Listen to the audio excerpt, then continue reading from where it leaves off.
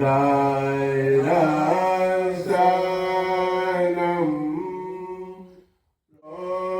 शान्तजीवाय दर्शनम्।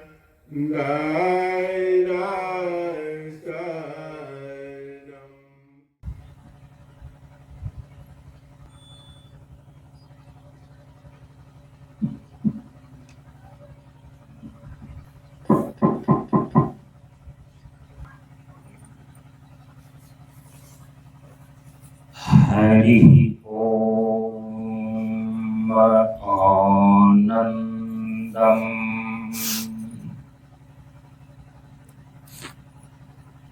प्रशांति जीवन दर्शनम। नमो नारायण नारायणम्।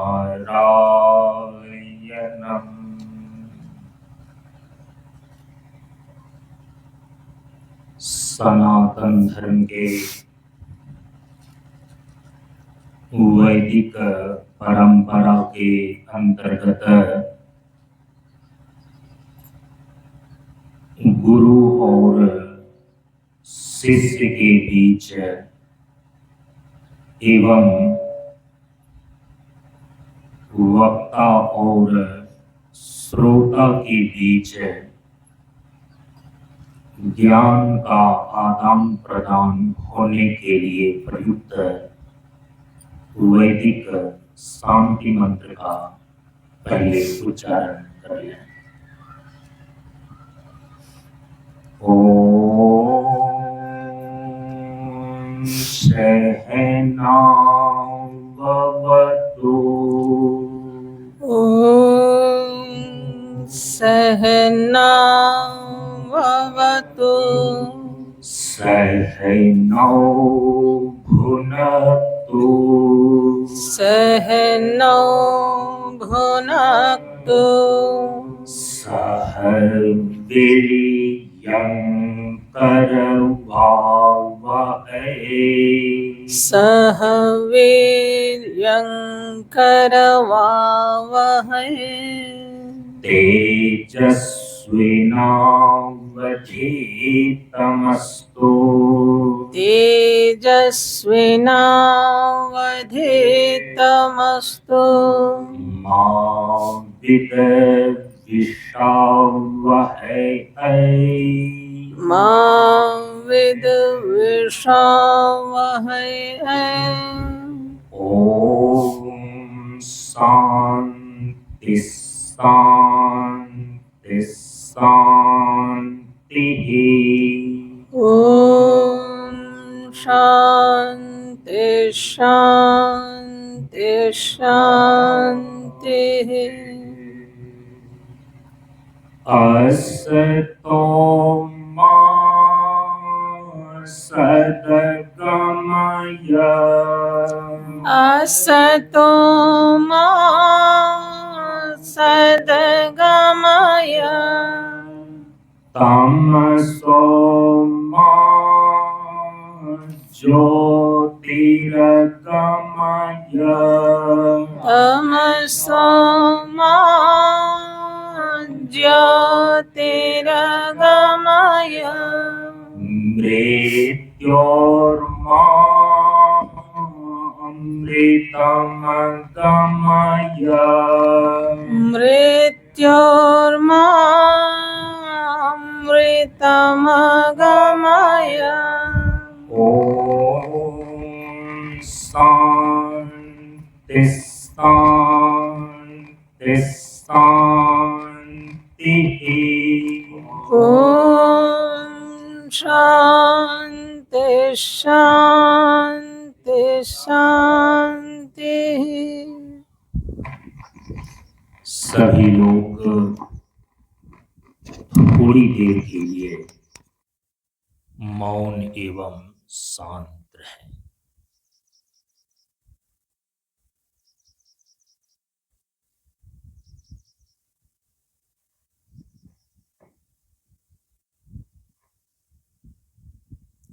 नमो नारायण।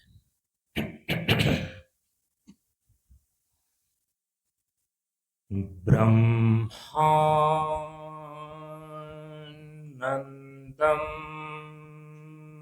परम सुखदं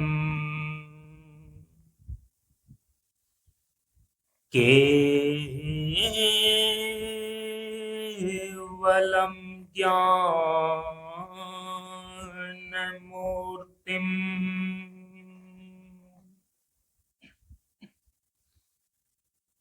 द्वन्द्वातीतं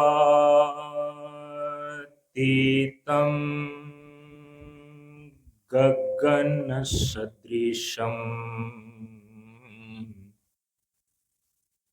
तत्त्वमस्यादिलक्ष्यम् एकं नित्यं विमलमचलम्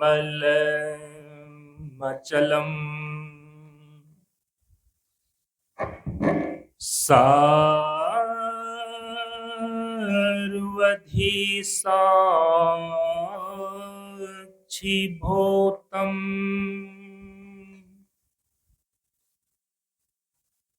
भावातीतं त्रिगुणरहितम्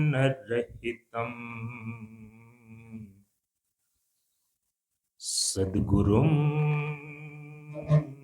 तं नमामि। सद्गुरुं तं नमामि।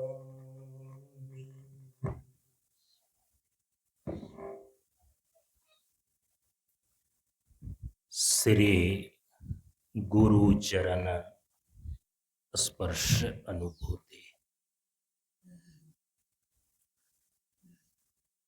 ज्ञान मार्ग सत्संग बाबा शांतानंद विचार मंच के सानिध्य में उपस्थित श्रद्धालु सत्संग प्रेमियों, ज्ञान बढ़े गुणवान के संगत, ध्यान बढ़े तपस्वी संग किन्हो, बुद्धि विवेक विचार बढ़े संत सन्यासी सुसज्जन तिन्हो। इसलिए ज्ञानी वेद है ज्ञान से, व्याधा वेद है तीर, सद्गुरु वेद है शब्द से, भींगे सकल शरीर। नारायण। ओम।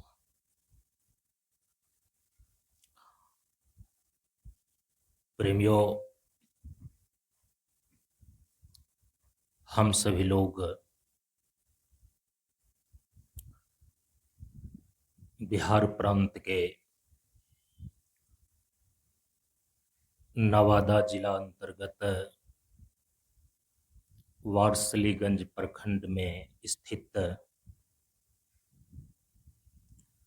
परम पूज्य गुरुदेव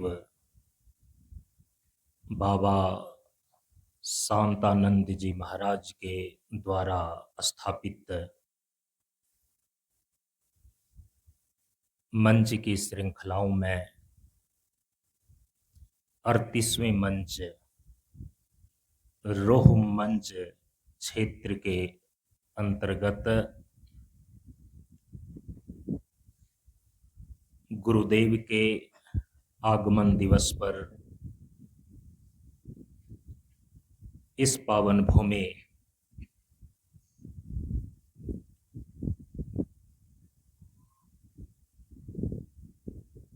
बहेरा ग्राम में आयोजित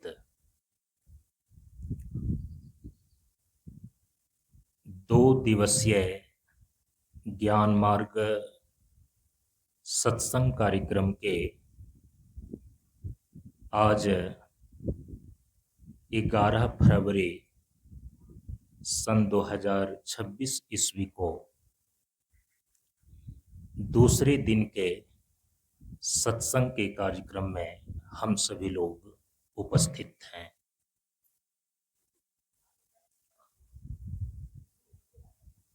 हम सभी लोगों ने परम पूज्य गुरुदेव के आगमन दिवस के उपलक्ष्य में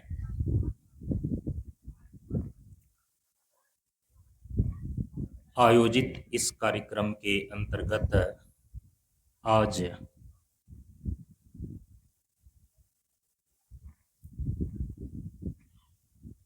प्रातः काल में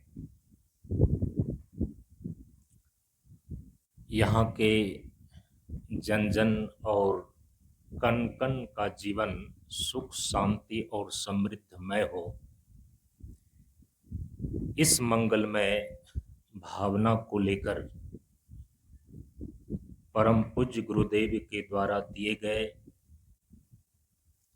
महामंत्र, मूल मंत्र, गुप्त मंत्र और शांति मंत्र, जो प्रशांत जीवन दर्शनम के रूप में है, इसका अखंड जाप संपन्न किया।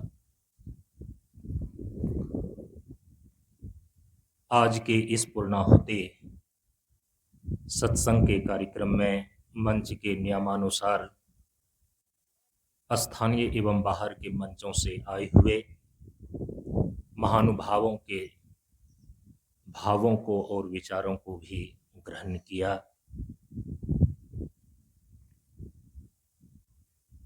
हम सभी लोग इस 2 दिवसीय सत्संग के कार्यक्रम में परम पूज्य गुरुदेव के द्वारा दिए गए साधना के 4 सिद्धांतों पर विचार कर रहे हैं। जो लोग कल के सत्संग में उपस्थित रहे, उन्होंने श्रवण किया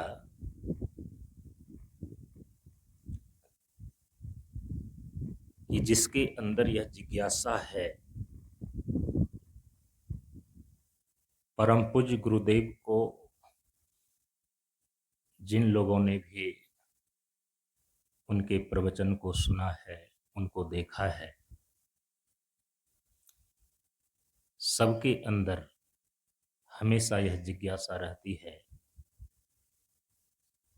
कि परम पूज्य गुरुदेव ने जो लगातार 14 वर्षों तक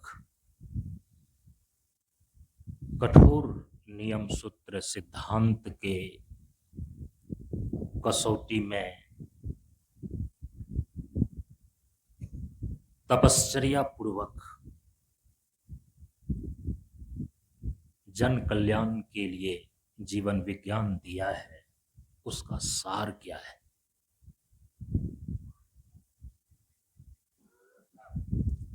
परम पूज्य गुरुदेव का जो विचार दर्शन है, हम लोग इस मंच की परंपरा में उसी को बोलते हैं जीवन विज्ञान।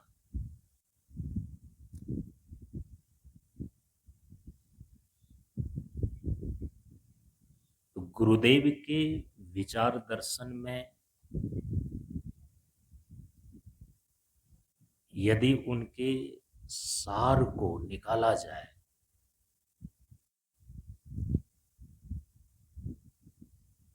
तो वो साधना के 4 सिद्धांत के रूप में निश्चित होते हैं। और साधना के 4 सिद्धांत, जैसा कि कल मैंने आपको बताया, उसमें सबसे पहला है स्वास्थ्य, दूसरा है शांति, तीसरा है शून्य और चौथा है सत्य। ये परम पूज्य गुरुदेव के विचार दर्शन का, परम पूज्य गुरुदेव के द्वारा बताए गए साधनाओं का ये सारांश है, सार है। अच्छा, अब गुरुदेव ने जो ये 4 चीजें एक सही, स्वस्थ और संपूर्ण जीवन के लिए निर्धारित किया है, जीवन की पूर्णता के 4 चरण के रूप में, जीवन के 4 सिद्धांत के रूप में जो ये 4 चीजें हैं,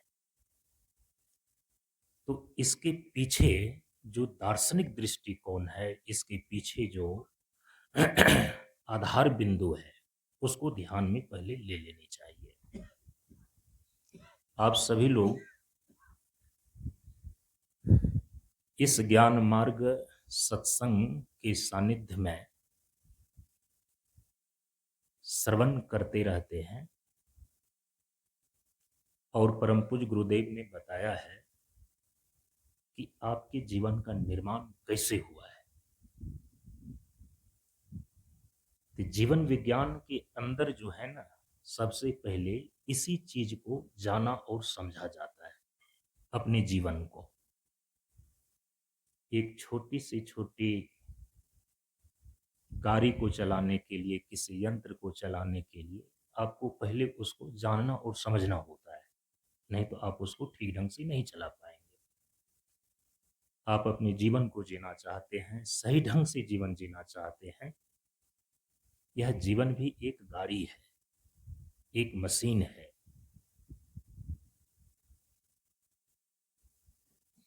जो परमात्मा रूपी कंपनी से निकला है और सृष्टि रूपी सड़क पर ये दौड़ रही है। तो इसके विषय में जब तक आपको ठीक ढंग से जानकारी नहीं होगी, इस जीवन को ठीक ढंग से आप चला नहीं पाएंगे। और जीवन को चलाने का मतलब है कि जीवन को सही ढंग से जीना। और कल मैं आपको बता करके आया हूं, परम पूज्य गुरुदेव ने कहा है कि हमारे इस मंच का जो मूल विषय है वो है जीवन। जीवन को केंद्र में रखकर ही यहाँ की सारी चीजें निश्चित की गई हैं और निर्धारित की गई हैं। चाहे नियम हो, चाहे सूत्र हो, चाहे सिद्धांत हो, चाहे साधना हो, चाहे उपासना हो, चाहे प्रार्थना हो, सेवा हो, दान हो, जीवन को केंद्र में रख करके इस जीवन को सजाने और संवारने के लिए ही परम पूज्य गुरुदेव ने सब कुछ निर्धारित किया है। क्योंकि हमारे इस मंच का, इस ज्ञान मार्ग सत्संग मंच का, बाबा शांतानंद विचार मंच का जो मूल विषय है वो है जीवन। प्रार्थना में बार बार कहा गया, जीवन होवे ज्ञान, जीवन होवे ज्ञान। कीर्तन में हम लोग यही गाते हैं, प्रशांत जीवन दर्शनम, प्रशांत जीवन दर्शनम। तत्व गुण वंदना में तो जीवन जीने का परम पूज्य गुरुदेव ने एक बहुत छोटा सा सूत्र पूरे विश्व के मानव के लिए प्रदान किया है कि जीवन धाराएं चले साधन संयम योग से। 6 खंड उपदेश है। आप देखेंगे कि उस 6 खंड उपदेश में बार बार जीवन शब्द का प्रयोग किया गया है। समय की पाबंदी शांत मन और सुरक्षित जीवन प्रदान करता है। स्वार्थहीन जीवन ब्रह्ममय जीवन है और स्वार्थमय जीवन ब्रह्महीन जीवन है। ज्ञानामृत जीवन है, भोजन है। तो उपदेश में भी बार बार जीवन शब्द को रखा गया। माने कि परम पूज्य गुरुदेव की जितनी रचनाएं हैं, उनकी जितनी देशनाएं हैं, आप देखेंगे सबके केंद्र में जीवन शब्द बैठा हुआ है। तो एक सही, स्वस्थ और संपूर्ण जीवन का निर्माण हम कैसे करें, इस मंच का यही मूल उद्देश्य है।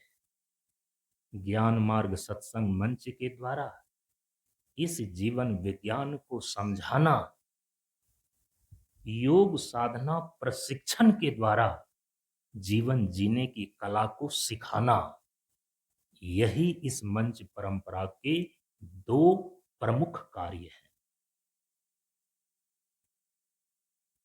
ज्ञान मार्ग सत्संग के माध्यम से जीवन विज्ञान को समझना और समझाना, योग साधना प्रशिक्षण के माध्यम से जीवन जीने की कला को सीखना और सिखाना, यही दो प्रमुख कार्य हैं इस मंच की परंपरा के।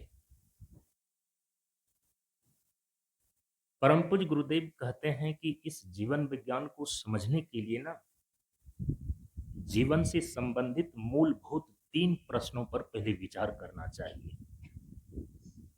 पहला कि जीवन क्या है, दूसरा कि हम जीवन को क्यों जीते हैं, जीवन जीने का प्रयोजन क्या है, जीवन का लक्ष्य क्या है, और तीसरा है कि एक सही जीवन जीने का ढंग क्या है।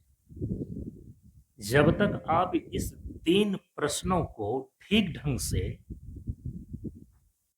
सम्यक प्रकार से सुलझा नहीं लेते हैं, आपके लिए आपका ही जीवन एक पहेली बनकर के रह जाता है, जीवन का रहस्य खुलता नहीं है।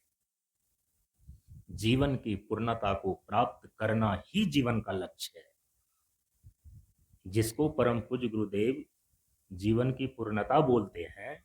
सनातन धर्म की परंपरा में उसी को जीवन का परम पुरुषार्थ मोक्ष कहा गया है।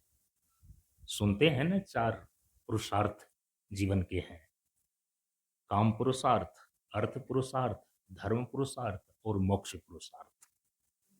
तो सनातन धर्म की परंपरा में जिसको मोक्ष पुरुषार्थ कहा गया है, जीवन का परम पुरुषार्थ मोक्ष पुरुषार्थ, तो परम पूज्य गुरुदेव उसी को बोलते हैं जीवन की पूर्णता।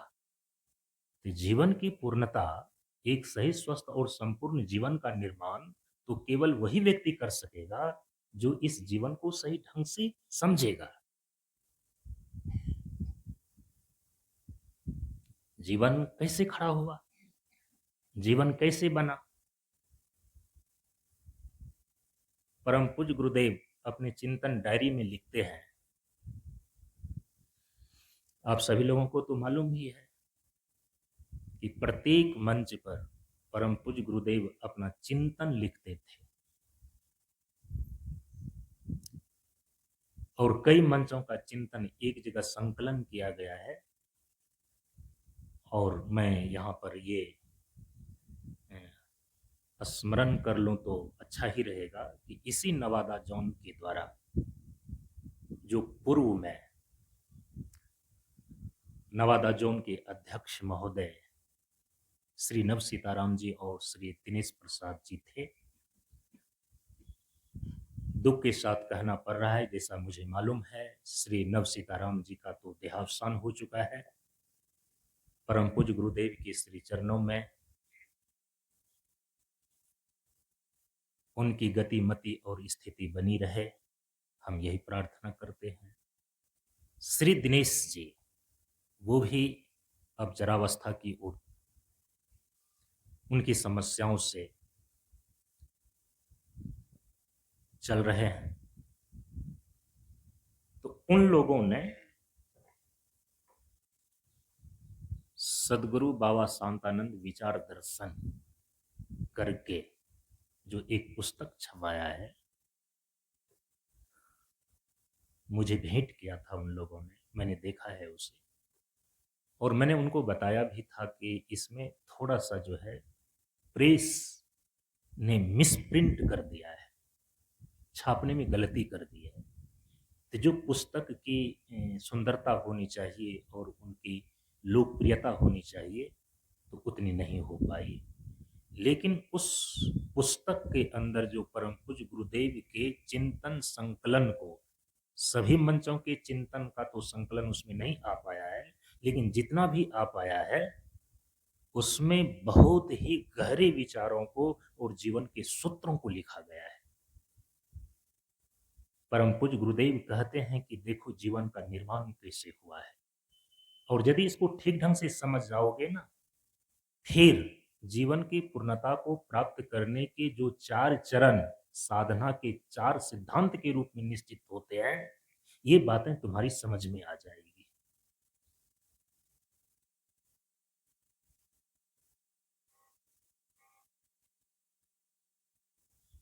परम पूज्य गुरुदेव कहते हैं कि इस जीवन का निर्माण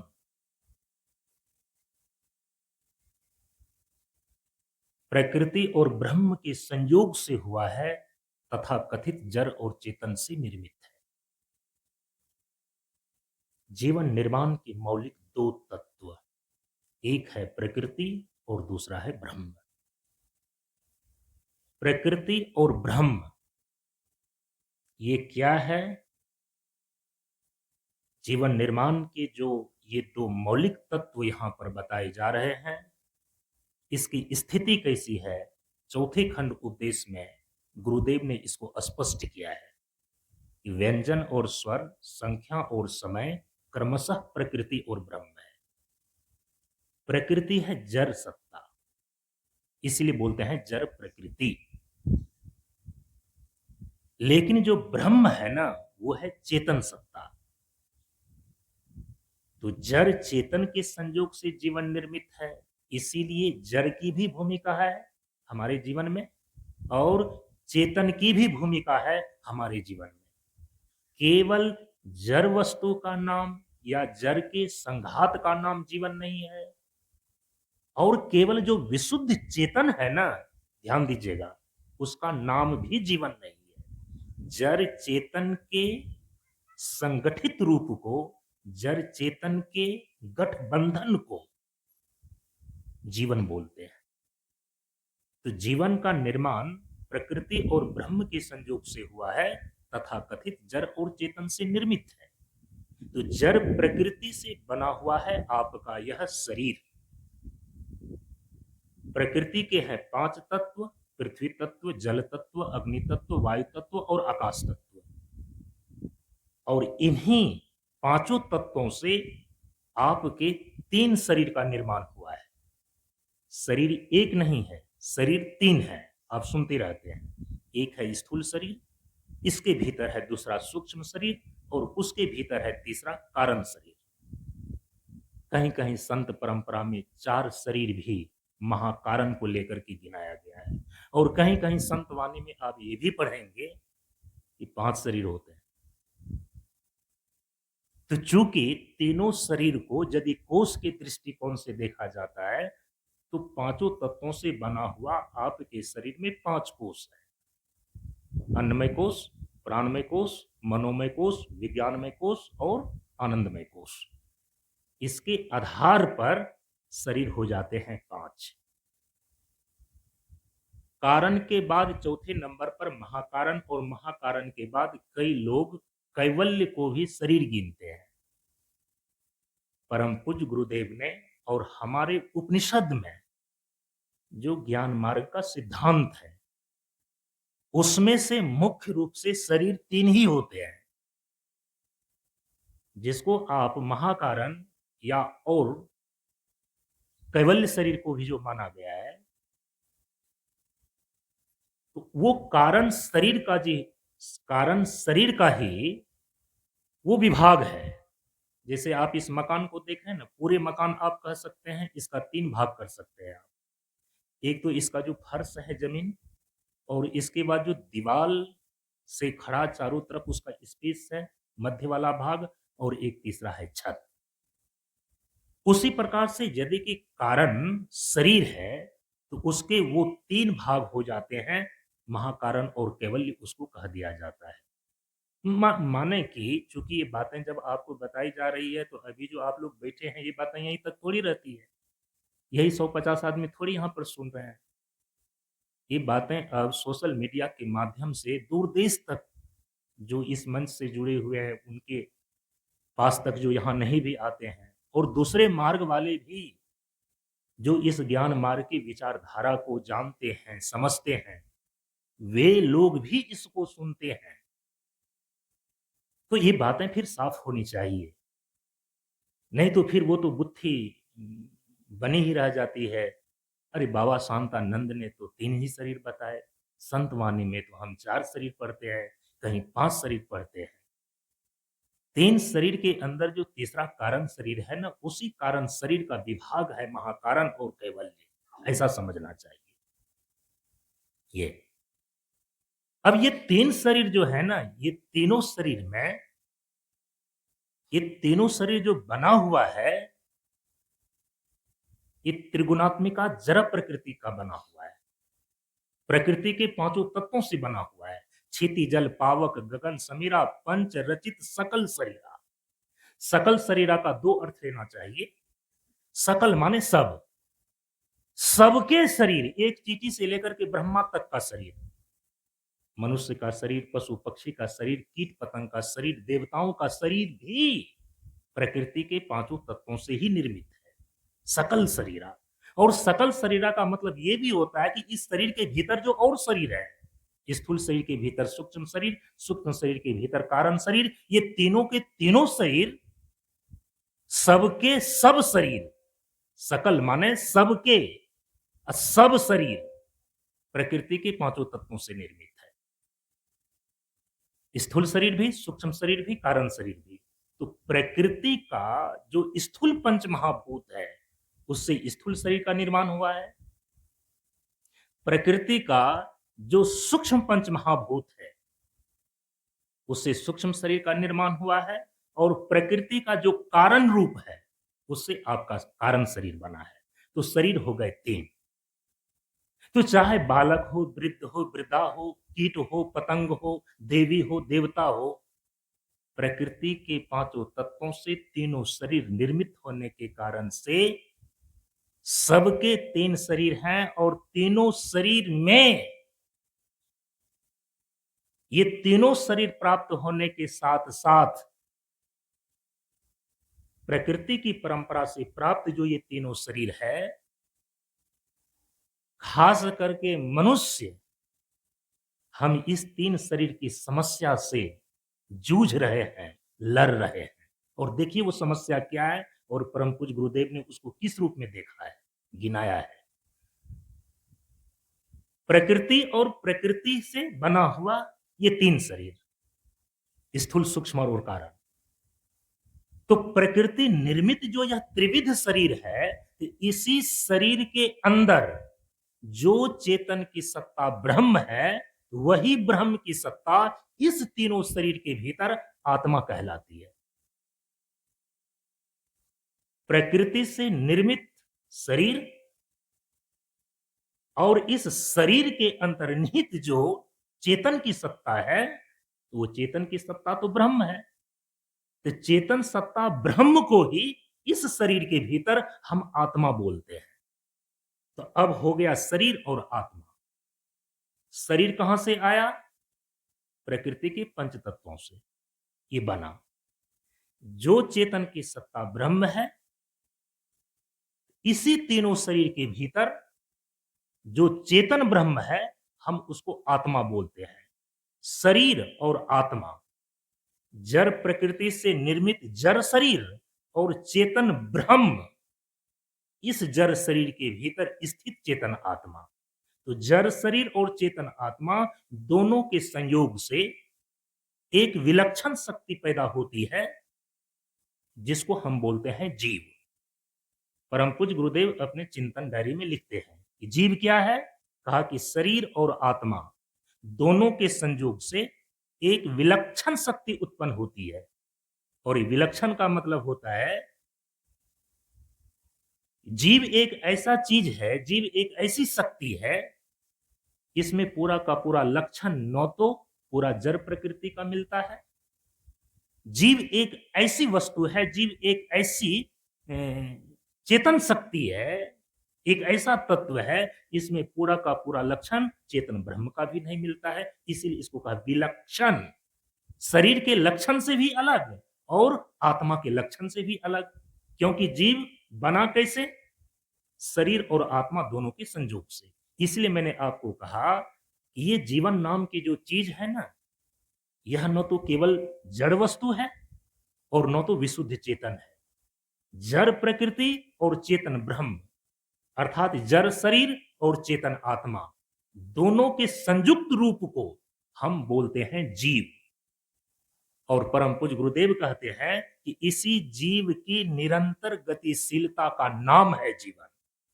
सहजता और सरलता के साथ समानता के मार्ग पर गतिशीलता ही जीवन है। तो गतिशीलता ही जीवन है। तो किसकी गतिशीलता? जीव की गतिशीलता। अब देखिए, पहला खंड के पहले उपदेश में परम पूज्य गुरुदेव क्या कहते हैं? प्रकृति परिवर्तनशील है और चेतन गतिशील। यहां जो गतिशील चेतन है, इसको पलट करके समझना चाहिए। चेतन गतिशील तो गतिशील चेतन। तो यहां जो गतिशील चेतन है, तो गतिशील चेतन का अर्थ है यहां जीव। क्योंकि जो नित्य कूटस्थ चेतन है, हम तो उसको ब्रह्म बोलते हैं, निर्गुण निर्विशेष ब्रह्म बोलते हैं। उसमें तो किसी प्रकार का कोई परिवर्तन, उसमें किसी भी प्रकार का कोई विकार, उसमें किसी भी प्रकार का कोई परिणाम नहीं घटित होता। इसीलिए परम पूज्य गुरुदेव कहते हैं कि अगम प्रभु स्वज्ञान जी का जीवन होवे ज्ञान।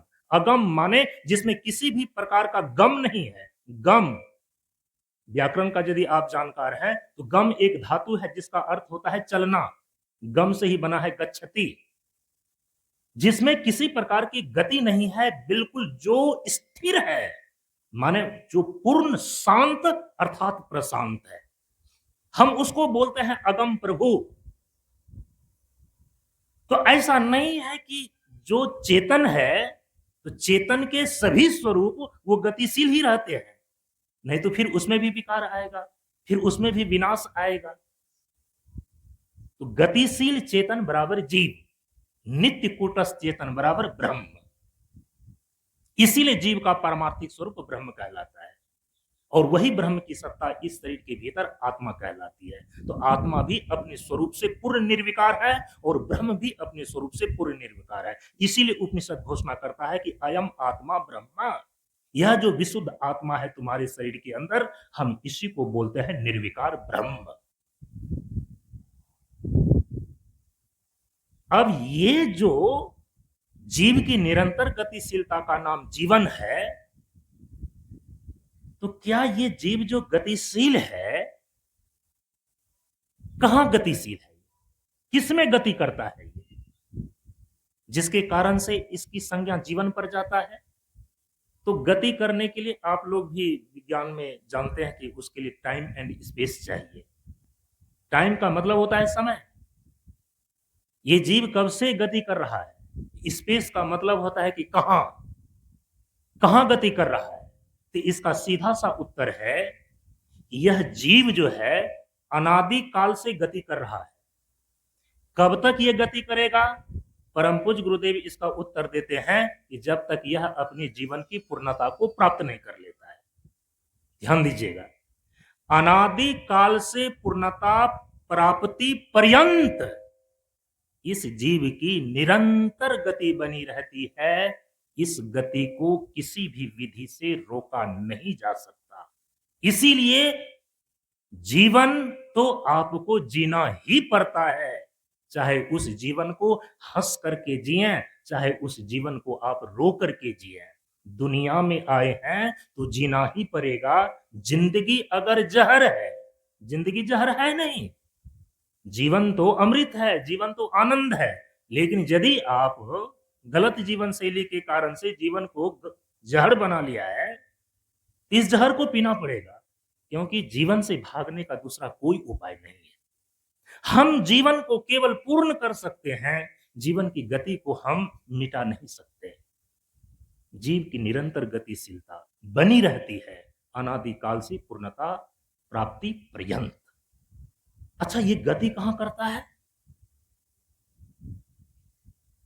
इसका सीधा उत्तर है, ये देहांतर और लोकांतर में गति करता है जीव।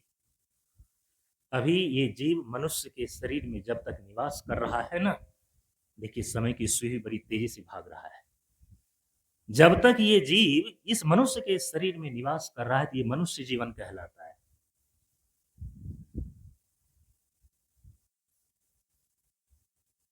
अनंत बार आपको मनुष्य का जीवन ही प्राप्त होता रहेगा, इसका कहीं एग्रीमेंट हुआ है क्या? नहीं है ना। इसलिए तो भजन गाते हैं, बारंबार मिलत नहीं नर्तन, अवसर पाई यही देहिया में। कोई एग्रीमेंट नहीं है, कोई गारंटी नहीं है, ये जीव हमेशा मनुष्य के शरीर में ही निवास करता रहेगा। जब तक निवास करता रहेगा मनुष्य जीवन, ये जीव आकर 4,84,00,000 योनि भ्रमतिया जीव अविनाशी, फिरत सदा माया कर प्रेरा, काल कर्म स्वभाव गुण घेरा। आप समझ रहे हैं, 84 लाख प्रकार की योनियों में भ्रमत, इसको भटकना पड़ता है।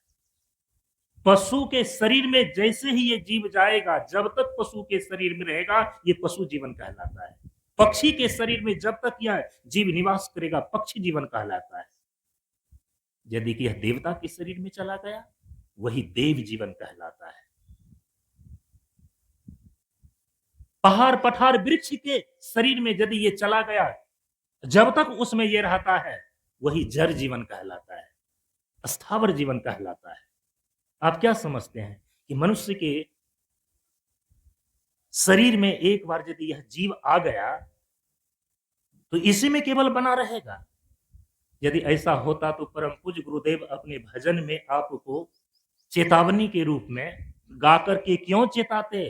कर्म उत्तम था नर्तन जो पाया, आलसी होकर हीरा कमाया, उल्टी हो गई मति करके अपनी छति रोने लगा, साथ ही सारे जगह तू न जागा। इसलिए इस भ्रम को आप निकाल देना। ये गारंटी है या एग्रीमेंट हो गया कि एक बार यदि मनुष्य के शरीर में आप आ गए तो फिर मनुष्य ही मनुष्य बनता रहेगा, ऐसी बात नहीं है। देहांतर और लोकांतर में इस जीव की निरंतर गति बनी रहती है। देहांतर का मतलब होता है एक देह से निकल करके दूसरे देह में जाना, लोकांतर का मतलब होता है एक लोक से दूसरे लोक में जाना। ये अपने कर्म के हिसाब से ये जीव देहांतर और लोकांतर में निरंतर गति करते रहता है, अनादिकाल से लेकर के पूर्णता प्राप्ति पर्यंत। हम इसको बोलते हैं जीवन प्रवाह। यदि ये चीजें आपको ध्यान में है तो तत्व गुण वंदना की ये पंक्ति आपको समझ में आएगी। परम पूज्य गुरुदेव कहते हैं जीवन धाराएं चलें। अरे जीवन धारा है, जीवन एक प्रवाह है, क्योंकि जीव की निरंतर गतिशीलता का नाम जीवन है। बड़ी सौभाग्य की बात है। कर्म उत्तम था नर्तन जो पाया, बड़े भाग मानुष तन पावा, सूर दुर्लभ सदग्रंथ गावा। देवताओं को भी जो दुर्लभ है कि जब यह जीव मनुष्य के शरीर को उपलब्ध होता है, और वो उपलब्धि अभी हम लोगों को प्राप्त है।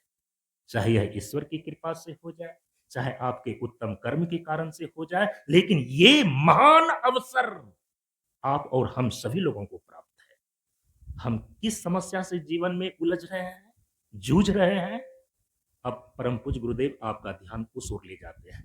कहा कि देखो 3 शरीर है और इस 3 शरीर से संबंधित 3 समस्याएं हैं तुम्हारे जीवन में। स्थूल शरीर में रोग व्याप्त है, सूक्ष्म शरीर जिसको सामान्य भाषा में दिमाग कहते हैं, इसमें भोग व्याप्त है, और जो कारण शरीर जिसको सामान्य भाषा में दिल बोलते हैं, इसमें शोक व्याप्त है। तो देह में रोग, दिमाग में भोग और दिल में शोक, यही आपके जीवन की समस्या है। कोई इसका अपवाद नहीं होता।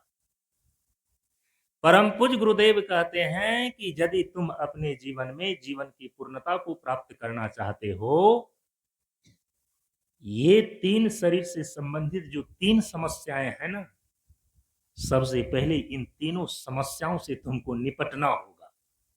नहीं तो इसी तीनों समस्याओं में तुम इतने उलझे रहोगे। आत्मा क्या है, ईश्वर क्या है, परमात्मा क्या है, इसकी खोज खबर लेने की आपको फुर्सत भी नहीं मिलेगी। इतने रोगी है व्यक्ति कि उस रोग से वह व्यक्ति इतने परेशान है कि शरीर ही उसका ठीक ढंग से संभल नहीं पा रहा है, वो आत्मा का अनुसंधान क्या करेगा? आप बताइए। इसलिए परम पूज्य गुरुदेव कहते हैं कि साधना का सबसे पहला लक्ष्य है स्वास्थ्य। इसलिए साधना के सिद्धांत में 4 चीजों को निश्चित किया गया। स्वास्थ्य, इसके बाद शांति, इसके बाद शून्यता, और इसके बाद सत्य की उपलब्धि। जो सत्य आपका स्वरूप है उसकी उपलब्धि, आत्मा का अपने स्वस्वरूप में, अपने सत्य स्वरूप में अवस्थिति लाभ प्राप्त करना ही जीवन की पूर्णता और सारी समस्याओं का अंतिम समाधान है। लेकिन वहां तक पहुंचने के लिए जो स्थूल शरीर में रोग है, सूक्ष्म शरीर में भोग है और आपको कारण शरीर में शोक है, इसकी निवृत्ति का उपाय आपको करना होगा। तो परम पूज्य गुरुदेव ने उसका उपाय बतलाया। यदि आप अपने स्थूल शरीर देह से रोग की निवृत्ति करें या रोग को आप न लगने दें, तो देह का रोग रहित होना यही स्वास्थ्य की अवस्था है। इसी को हम स्वास्थ्य बोलते हैं। आपका सूक्ष्म शरीर दिमाग का भोग रहित रहना, भोग रहित होना, हम इसी को शांति की अवस्था बोलते हैं। तो स्थूल शरीर में रोग के कीटाणु जब बुलबुलाते हैं, आप डॉक्टर के पास जाते हैं, चेकअप में आ जाता है कि नहीं आ जाता है? कैंसर के कीटाणु है, डायबिटीज के कीटाणु है, ये रोग के कीटाणु है। वो आज डॉक्टर के द्वारा हॉस्पिटल में जांच के द्वारा पता चल जाता है और आप उसका इलाज भी कराते हैं। ठीक, सूक्ष्म शरीर में भी भोग के कीटाणु नाचते रहता है और व्यक्ति को मानसिक रूप से वह परेशान किए रहता है। और परम पूज्य गुरुदेव ने कहा कि वह मानस विकार के रूप में भोग के 5 कीटाणु हैं: काम, क्रोध, लोभ, मोह और अहंकार। जिसके अंदर ये 5 प्रकार के मानस विकार हो, सूक्ष्म शरीर भोग के कीटाणु से कुलबुला रहे हो, आप बताइए कि वो शांति का अनुभव कैसे कर सकता है? इसलिए परम पूज्य गुरुदेव कहते हैं कि अपने सूक्ष्म शरीर दिमाग से दिमाग को भोग रहित कर लेना, ये भोग के कीटाणुओं से रहित इसको कर लेना, यही शांति की अवस्था है। और जो दिल में शोक व्याप्त है ना, शोक किसको बोलते हैं? शोक एक पारिभाषिक शब्द है। जब केवल आप अकेलापन, जब केवल आप अभाव, एक अतृप्ति की अनुभूति करते रहते हैं, दुख की अनुभूति करते रहते हैं। जीवन के सारे दुखों का, सभी शब्दों का एक शब्द है शोक। शोक से ग्रसित है व्यक्ति और इस शोक से अपने आप को, कारण शरीर दिल को शोक रहित कर लेना, यही शून्यता की अवस्था है। ये 3 अर्हताएं हैं, ये 3 योग्यताएं हैं सत्य को उपलब्ध होने का। आप किसी बड़े पद पर नियुक्त होते हैं, सरकार भी उनकी कुछ अर्हताएं रखते हैं। हाँ, इतना पढ़ा लिखा होगा तब ये वैकेंसी भर सकता है, उसके लिए वैकेंसी है। इतनी लंबाई होगी तभी वो एयरफोर्स बन सकता है या आर्मी में जा सकता है। उसी प्रकार से आप सत्य को उपलब्ध होना चाहते हैं, आप जीवन की पूर्णता को प्राप्त करना चाहते हैं, उसकी अर्हताएं हैं ना, उनकी योग्यताएं निर्धारित है ना। वो योग्यताएं क्या है? कहा कि सत्य की उपलब्धि की 3 योग्यताएं हैं, जिसमें है पहला स्वास्थ्य, दूसरा शांति और तीसरी है शून्यता। चूंकि ये तीनों चीजें तीनों शरीर की उपलब्धि है। देह का रोग रहित हो जाना स्वास्थ्य, दिमाग का भोग रहित हो जाना शांति और कारण शरीर दिल का शोक रहित हो जाना ये शून्यता। इतनी चीजें यदि आप उपलब्ध कर लेते हैं, इतनी चीजें यदि आप साधना के द्वारा अर्जित कर लेते हैं, तो आप अपने सत्य स्वरूप आत्मा का साक्षात्कार कर सकते हैं, जीवन की पूर्णता को आप प्राप्त कर सकते हैं। चूंकि मात्र 10 मिनट का समय बच रहा है, मैं सूत्र बता देता हूं। सूत्र बताऊंगा क्या, आप हम सभी लोग जानते हैं, जो भी इस मंच से जुड़े हुए हैं। हम लोग परम पूज्य गुरुदेव के द्वारा दिए गए जो उपदेश हैं, रोज उसमें दोहराते हैं। हम तो केवल आपका ध्यान उस ओर आकृष्ट केवल अभी करा देना चाहते हैं। यदि तीनों शरीर से संबंधित 3 प्रकार की समस्याएं हैं और तीनों प्रकार की समस्याएं रोग, भोग और शोक, इसकी निवृत्ति करना, यही हमारे जीवन में साधना की सबसे प्रथम अर्हताएं हैं। स्वास्थ्य को उपलब्ध होना, शांति को उपलब्ध होना और शून्यता को उपलब्ध होना। क्योंकि यही 3 अर्हताएं जिनके पास तीनों योग्यताएं होगी, वही अपने सत्य स्वरूप आत्मा का साक्षात्कार कर सकेगा, वही सत्य को उपलब्ध हो सकेगा। यही सत्य की उपलब्धि ब्रह्म दर्शन और प्रशांत जीवन दर्शनम कहलाता है। कैसे स्वास्थ्य की प्राप्ति होगी? तो स्वास्थ्य की प्राप्ति के लिए तो बहुत सारी चीजें बताई गई है, लेकिन यहां तो हमें सूत्र के रूप में देखना है। तो एक उपदेश को आप उठा लीजिए, जो कि उस सूत्र में आपके पूरे स्वास्थ्य का कवच बतलाया गया है। सात्विक भोजन, शुद्ध हवा और आसन व्यायाम ही स्वास्थ्य है। 3 चीजें। इन 3 सूत्रों को अपनी साधना के अंदर जो अभ्यास में लाता है, निश्चित रूप से आम व्यक्तियों की अपेक्षा वो अपने शरीर को स्वस्थ रख पाएगा। सबसे पहला क्या कहा? सात्विक भोजन। जो भी आप भोजन खाते हैं ना, वो सात्विक होना चाहिए। और सात्विक भोजन कहने में 2-3 चीजों को ध्यान में रखना पड़ता है। जो मांस है, मछली है, अंडा है, जो कि जीव हत्या करने के बाद प्राप्त होता है, तो तामसिक भोजन हो गया। तो सात्विक भोजन का मतलब है इन सारी चीजों को वर्जित कर देना, मांस को, मछली को, शराब को, अंडा को। तो केवल क्या अनाज खाएंगे, सब्जी खाएंगे, ये शाकाहारी भोजन के अंदर तो आता है। लेकिन शाकाहारी भोजन के अंदर भी जिसका तासीर गर्म होता है, परम पूज्य गुरुदेव का जैसे लहसुन और प्याज, अदरक इत्यादि जो बहुत गर्म होता है, वो भोजन शाकाहारी होते हुए उनकी सात्विकता को घटा देता है। इसीलिए आप लहसुन प्याज का प्रयोग केवल औषधि के रूप में करें, भोजन को स्वादिष्ट बनाने के उद्देश्य से ना करें। ये गुरुदेव का निर्देश है, सात्विक भोजन। इसके बाद सात्विक भोजन में यदि आप फल, फूल, साग, सब्जी, अनाज इत्यादि यही खा रहे हैं, यदि खाने का तरीका आपका सही नहीं है ना, तो सात्विक भोजन की शर्त को पूरा नहीं करता। उसको थोड़ा सा ध्यान में ले लीजिए। परम पूज्य गुरुदेव ने कहा कि सात्विक भोजन और शाकाहारी भोजन खाने का ये नियम है कि यदि आप भोजन खाते हैं ना, तो उसमें कार्बोहाइड्रेट की मात्रा जो होती है ना, वह 1 गुना होनी चाहिए, और उससे 3 गुना दाल और सब्जी का प्रयोग करें, फल का प्रयोग करें। आज आदमी क्या करता है? भर थाली भात खा लेता है, कई रोटी वो चबा लेता है, लेकिन सब्जी थोड़ा सा खाएगा, दाल थोड़ा सा पिएगा। और यदि आप आगे बीमार हो जाएंगे तो डॉक्टर फिर कहेंगे कि तुम्हारी हड्डी को मजबूत करने के लिए अब तुम मांस खाओ, तुम अंडा खाओ। माने कि सात्विक भोजन का शर्त आप पूरा करें, तभी तो शरीर के तत्व की पूर्ति करेगा। माने कि भोजन में कैसे सात्विक भोजन किस मात्रा में होनी चाहिए? साग, सब्जी और फल अधिक खाएं आप, अनाज को थोड़ा कम करें। रोटी कम खाएं, सब्जी दाल अधिक खाएं, फल अधिक खाएं। चावल कम खाएं, सब्जी दाल उसके साथ अधिक खाएं, तब इसको सात्विक भोजन बोलते हैं। और तीसरी बात यह है कि सात्विक भोजन में बनाने का तरीका सही होना चाहिए। यदि गलत आदमी गलत तरीके से, गलत भाव से बनाता है ना, उसकी सात्विकता नष्ट हो जाती है। समझ रहे हैं? इसको बोलते हैं सात्विक भोजन। तो खाना को आधा करो, पीना को दूना, मेहनत को तीना करो, जीवन चौगुना। सात्विक भोजन।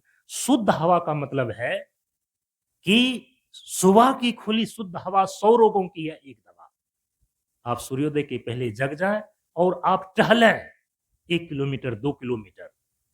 उस समय सुबह की जो ताजी हवा होती है ना, वो 100 रोगों की एक दवा होती है। इसको बोलते हैं शुद्ध हवा। और आसन व्यायाम, यदि आप आसन व्यायाम नहीं करेंगे तो आपके शरीर में रोग लगेंगे ही लगेंगे।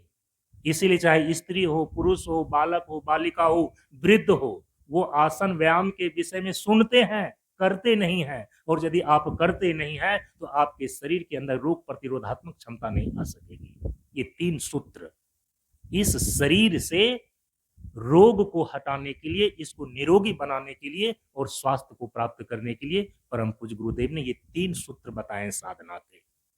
सात्विक भोजन, शुद्ध हवा और आसन व्यायाम। अब आइए थोड़ा शांति पर। शांति को कैसे प्राप्त करेंगे? शांति हमें कैसे प्राप्त होगी? उसके लिए भी केवल 3 सूत्र आपके ध्यान में दे रहे हैं। परम पूज्य गुरुदेव कहते हैं, देखो तुम्हारे भीतर जो सूक्ष्म शरीर दिमाग में भोग के कीटाणु कुलबुला रहे हैं, कभी काम क्रोध बनकर, कभी मारा दंभ भरकर, इन दानवों से अपना गला कैसे छुड़ाऊं? गुरुवर मुझे बता दें। किनके शरण में जाऊं, जिनके शरण में जाकर मन की व्यथा सुनाऊं। तो गुरुदेव अब बता रहे हैं शांति कैसे प्राप्त करोगे। उसके लिए सबसे पहली जो चीज है वो है सभी इंद्रियों का संतुलित उपभोग। 5 कर्मेंद्रियां हैं, 5 ज्ञान इंद्रियां हैं, 4 सूक्ष्म इंद्रियां हैं। सभी इंद्रियों का संतुलित उपभोग माने प्रत्यंगों से काम लें धीरे धीरे होकर। अब एक ही कर्मेंद्रियों को जैसे कि मजदूर और किसान इतना जोत देता है, इतना जोत देता है, ये घिस जाता है। और लोग कह रहे हैं कि आज भाई मजदूर किसान इतना मेहनत करने के बाद भी वो बीमार क्यों पड़ रहा है। असंतुलित उपभोग है इंद्रियों का। अब जो कर्मचारी लोग हैं, जो बुद्धिजीवी लोग हैं, जो ऑफिस में काम करते हैं, वो मानसिक स्तर से अपने दिमाग को इतना घिस देता है, इतना घिस देता है। आप देखिए ऑफिस में काम करने वाले प्राय व्यक्ति रिटायरमेंट होने के बाद वो विस्मरण के शिकार हो जाते हैं। कौन चीजें कहां पर रखी हुई यादाश्त नहीं है। परम पूज्य गुरुदेव कहते हैं संतुलित उपभोग करो। अरे ज्ञानेंद्रियों का प्रयोग भी संतुलन में करो, कर्मेंद्रियों का प्रयोग भी संतुलन में करो और सूक्ष्म इंद्रियों का प्रयोग भी संतुलन में करो। इसको बोलते हैं कि सभी इंद्रियों का संतुलित उपभोग शांति पैदा करता है। लिखा है ना शांति उपदेश में, शांति पैदा करता है। और दूसरा चेतना की समानता को बनाए रखना, क्योंकि इंद्रियों के भीतर जो जीवनी शक्ति काम कर रही है ना, हम उसको बोलते हैं चेतना शक्ति। और वो चेतना शक्ति चेतना की समानता को शांति कहते हैं। तो सभी इंद्रियों का संतुलित उपभोग और भीतर चेतना की समानता, ये 2 सूत्र हो गए। तो कहा कि ये दोनों चीजें सामान्य रूप से किसके द्वारा होती है। कहा कि समय की पाबंदी। तो समय की पाबंदी करें तो अभी तुरंत वाणी को विराम देना पड़ेगा, ठीक है। दोनों चीजें आपके जीवन में तभी हो सकेगी जब आप समय की पाबंद होंगे। तो समय का पाबंद और जीवन का आनंद, इसी के द्वारा ही आप अपने जीवन में मानसिक रूप से शांति को उपलब्ध हो सकते हैं। काम क्रोध लोभ मोह जितने भी विकार हैं उस पर नियंत्रण पा सकते हैं। इसलिए परम पूज्य गुरुदेव ने कहा कि समय की पाबंदी शांत मन और सुरक्षित जीवन प्रदान करता है। खाली सूत्र बोल दें। तीसरा जो है शून्य। यदि मानसिक शांति आप अनुभूति करते हैं इन सूत्रों के द्वारा, आप शून्यता को उपलब्धि के लिए अब तैयार हैं। क्योंकि यदि कि आपका मानसिक विचार ही यदि ठीक नहीं है, शुद्ध नहीं है, एकाग्र नहीं है, आप शून्य कैसे होंगे। और शून्य का मतलब क्या होता है। योग निष्ठा के अनुसार से, योग मार्ग के दृष्टिकोण से शून्यता का मतलब होता है निर्वृत्ति की अवस्था को प्राप्त करना। चित्त में जैसे कि पानी की लहर उठती है ना, वैसे ही चित्त में कई प्रकार की वृत्तियों की लहर उठती है, उसको बिल्कुल शांत कर देना, निर्वृत्ति की अवस्था को प्राप्त करना शून्य कहलाता है। और ज्ञान मार्ग के सिद्धांत में उपाधि रहित अवस्था का नाम है शून्य। और ये शून्य हमें प्राप्त कैसे होता है, निर्वृत्ति की अवस्था प्राप्त कैसे होती है। परम पूज्य गुरुदेव कहते हैं यदि तुम निरंतर 3 चीजों का योग अभ्यास करो, 3 प्रकार के योग की क्रियाओं का अभ्यास यदि निरंतर करो, तो धीरे धीरे तुम्हें निर्वृत्ति की अवस्था और शून्यता की अवस्था प्राप्त हो जाएगी। इस शरीर को एक निश्चित आसन में, एक स्थिर आसन में बैठने का आप अभ्यास बढ़ाते जाइए, बढ़ाते जाइए, बढ़ाते जाइए। शरीर की शून्यता प्राप्त हो जाती है। इसके बाद आपके भीतर में योग की दूसरी क्रिया सूक्ष्म शरीर को लेकर के है प्राणायाम। और प्राणायाम का सीधा अर्थ होता है प्राण का संयम करना। और जैसे जैसे आप प्राण का निग्रह करेंगे ना, प्राण के कंपन को जैसे जैसे आप बंद करेंगे ना, वैसे वैसे विचार की तरंग रुकने लगते हैं, कल्पनाएं रुकने लगती है, आप निर्विचार की अवस्था में होने लगते हैं। तो इसी को बोलता है विचार शून्य। जो प्राणायाम के द्वारा प्राण के कंपन को रोक लेता है वो निर्विचारता को प्राप्त हो जाता है। निर्विचारता में विचार शून्यता को उपलब्ध हो जाता है। तो शरीर शून्यता दृढ़ आसन की सिद्धि से, विचार की शून्यता प्राण के कंपन का निरोध करने से प्राणायाम के द्वारा, और अंतिम में आता है भाव की शून्यता। भाव की शून्यता का मतलब होता है कि किसी भी प्रकार का अहम जो आपसे जुड़ा हुआ है कि मैं स्त्री हूं, मैं पुरुष हूं, मैं ब्रह्मचारी हूं, मैं साधु हूं, मैं गृहस्थ हूं, मैं डॉक्टर हूं, मैं इंजीनियर हूं, ये मैं के साथ जो आकर के ये दूसरी उपाधि जुड़ गई है ना, उस उपाधि से अहम को रहित कर देना, विशुद्ध अहम, ईगोलेसनेस की स्थिति। हम इसको बोलते हैं भाव की शून्यता। यदि ये 3 प्रकार की शून्यताएं, जो कि भाव की शून्यता ध्यान की गहराई में जाकर के प्राप्त होती है, तो आसन, प्राणायाम और ध्यान। आसन में वो गतिशील आसन नहीं, बल्कि स्थिर आसन की दृढ़ स्थिति। प्राणायाम में केवल श्वास का कसरत नहीं, बल्कि प्राण के कंपन का निरोध। और इसके बाद भाव, अहम से सारी उपाधियों को हटा करके केवल शुद्ध अहमर्थ में अपने आप को रखना। हम इसको बोलते हैं 3 प्रकार की शून्यताएं। ये 3 प्रकार के योग से आपको प्राप्त हो जाता है। अंत में ये तो केवल आपकी हो गई अर्हताएं, योग्यताएं, कि आप शोक रहित होकर के, रोग रहित होकर के, भोग रहित होकर के अब आप काबिल हो गए हैं, योग्य हो गए हैं कि आप अपने सत्य स्वरूप का साक्षात्कार कर सकते हैं। और सत्य स्वरूप का साक्षात्कार करने के लिए उनकी 3 ही विधि बतलाई गई है। एक है श्रवण, दूसरा है मनन और तीसरा है निधिध्यासन। आत्मा वारे द्रष्टव्य, श्रोतव्य, मंतव्य, निधिध्यासितव्य। परम पूज्य गुरुदेव ने उपनिषद के इसी आत्मानुभूति के 3 सूत्रों को सामान्य सरलीकरण करके उनके लिए 3 सूत्र प्रदान किए हैं, जिसमें कि सबसे पहला है सत्संग। ये सत्संग कोई सामान्य चीज नहीं है। बैठ करके हम लोग कर रहे हैं, इसको भी सत्संग बोलते हैं। और जब ब्रह्म का विचार होता है ना, उसको भी सत्संग ही बोलते हैं, क्योंकि सत्संग का मतलब होता है सत्य का संग करना। तो सत्य है क्या? आत्मा एव सत्य सनातनश्च सत्यम ज्ञानम अनंतम ब्रह्म। परम सत्य के रूप में, अंतिम सत्य के रूप में तो केवल आत्मा और ब्रह्म की प्रतिष्ठा है। इसीलिए सत्य की उपलब्धि का मतलब होता है आत्म साक्षात्कार। सत्य की उपलब्धि का मतलब होता है ब्रह्म दर्शन। उसके लिए आपको तो सबसे पहले सत्संग के उत्कृष्ट स्वरूप को आपको अपनाना पड़ेगा।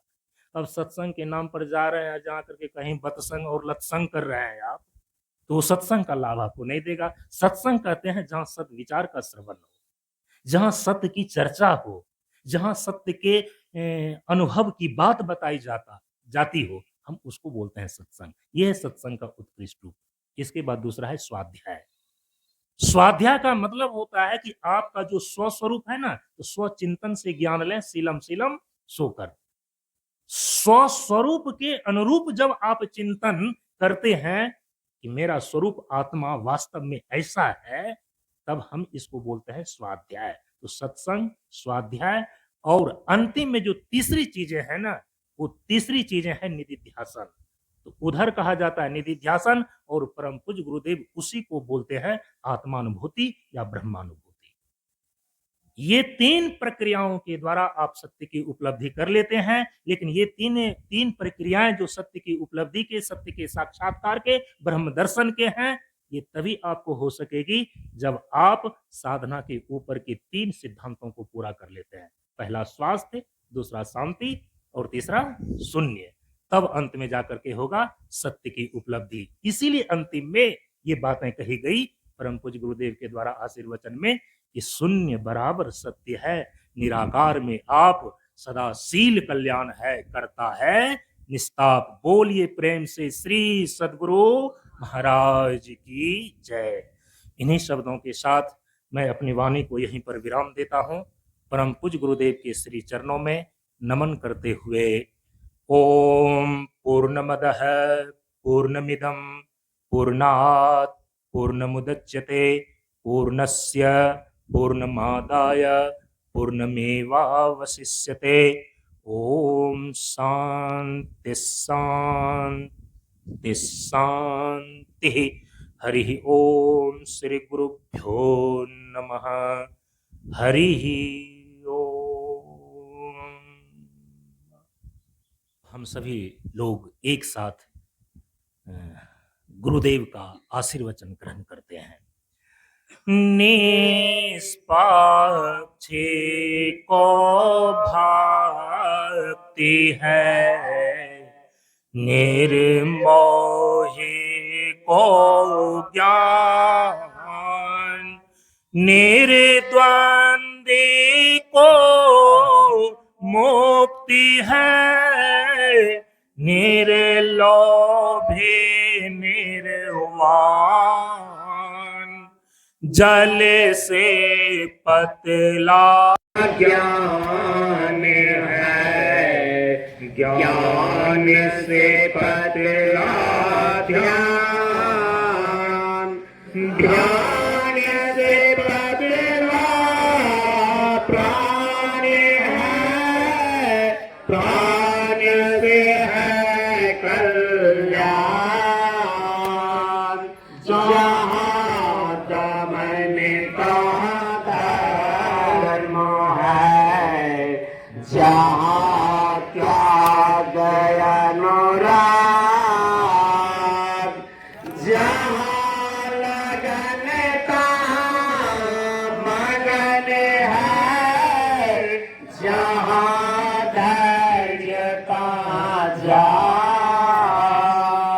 शून्य बराबर सत्य है, निराकार में आप सदाशील कल्याण है, करता है निस्तार। जयकार। पूर्णाहुति का जयकार 3-3 बार होता है। दोनों हाथ उठाकर की ललकार करें। ज्ञान का विकास हो, ज्ञान का विकास हो, ज्ञान का विकास हो, शिक्षा का विकास हो, शिक्षा का विकास हो, शिक्षा का विकास हो, मानवता का विकास हो, मानवता का विकास हो, मानवता का विकास हो, जीवन का विकास हो, जीवन का विकास हो, जीवन का विकास हो। बोलिए प्रेम से प्रशांत गुरु बाबा की जय हो, प्रशांत गुरु बाबा की जय हो, प्रशांत गुरु बाबा की जय हो। प्रशांत जीवन दर्शनम, प्रशांत जीवन दर्शनम, प्रशांत जीवन दर्शनम। अब दोनों हाथों को नीचे कर लें, शांति पाठ करें, पीछे से एक साथ उच्चारण करें। शांत हो। द्यो शांत, अंतरिक्ष शांत, पृथ्वी शांत, जल शांत, औषधि शांत, वनस्पति शांत, विश्व देवता शांत, ब्रह्म शांत, सतो गुण शांत, रजो गुण शांत, तमो गुण शांत, सभी शांत हो। शांति शांति शांति।